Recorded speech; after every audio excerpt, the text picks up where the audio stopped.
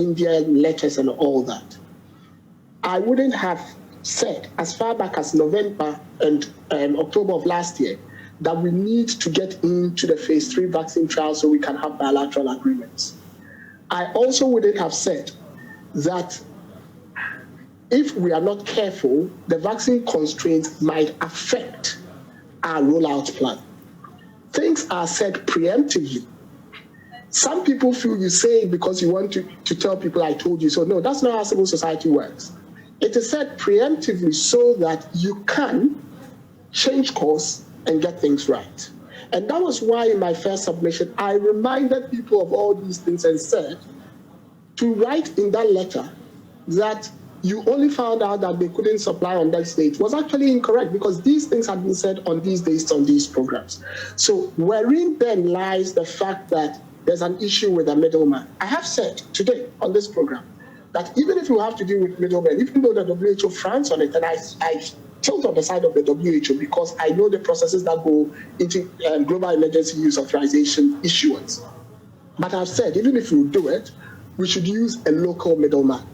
How, in any way, when I have made my choice that given the opportunity having to use middlemen, at least I'll go with SL Global.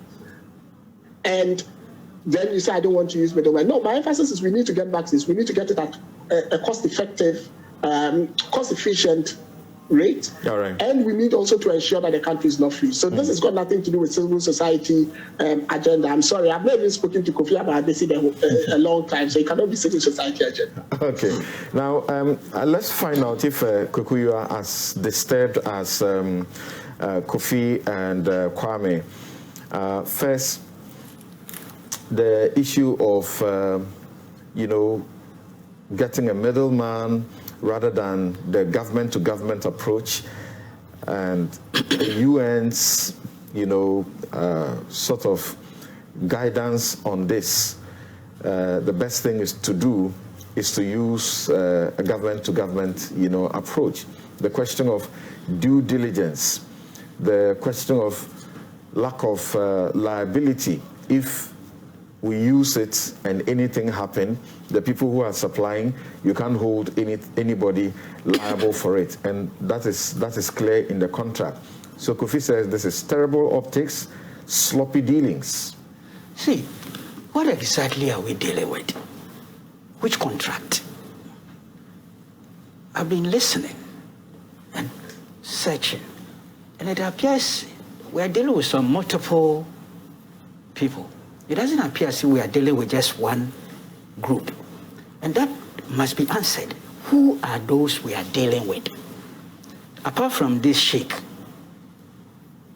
and then what you kindly, the producer sent to us, partnership agreement between SL Global Limited and the Ministry of Health. Are there others? When I listen carefully, it appears there are others. All those contracts or agreements must be made public for us to know exactly what we are interrogating and not to mix them up. Now, this global, SL Global thing, it looks as if it's a local entity. That is right. Based in Ghana. That's right. Now, the Sheikh's office, private office, is not a local entity. It's a foreign element. To be honest with you, I haven't seen that agreement. I tried to look for it yesterday. I couldn't get it. Then fortunately, you sent this to us.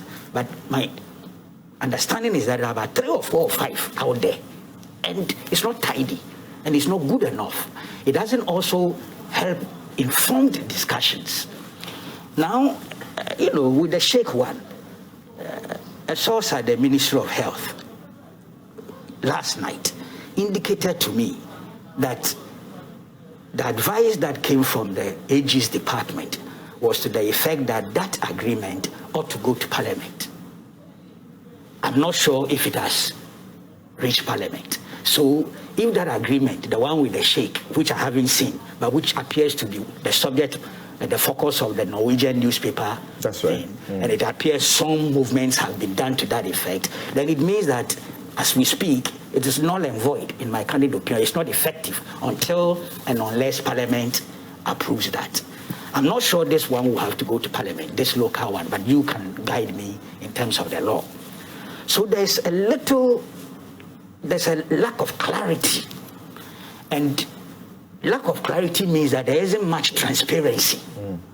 And for that matter, it will be difficult to put things to the test of accountability. Look, I have to be honest with you. I got to know about this last Thursday on Metro TV. It was there we were being supplied with information and material and things. There was little one could say because I didn't have sufficient information.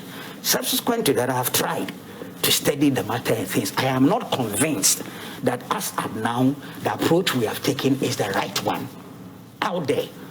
There's too much confusion, there's lack of clarity, there's controversy, so it calls for us to re-examine what we are doing carefully. Look, it's true, we are in it's an emergency situation of a sort, an emergency. We want to procure, we want to save our people.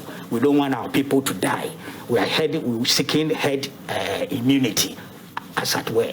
But you see, dead men, and it's true, dead citizens cannot help to grow the society or the nation. But that is no excuse to actually ignore procurement procedures and regulations, or even the Public Financial Management Act. It's no excuse. The fact that we are in a hurry to rescue people, to ensure people do not die in their numbers, it's not an excuse to, and in any case, the procurement thing has even room for urgent procurements and things that you have to go according to the regulations. So I am not convinced at all at this stage, and I'm being very frank with you, that we have been provided convincing information to actually endorse what is before us. I'm not clear in my mind. Okay. And there is the need for more information to be provided.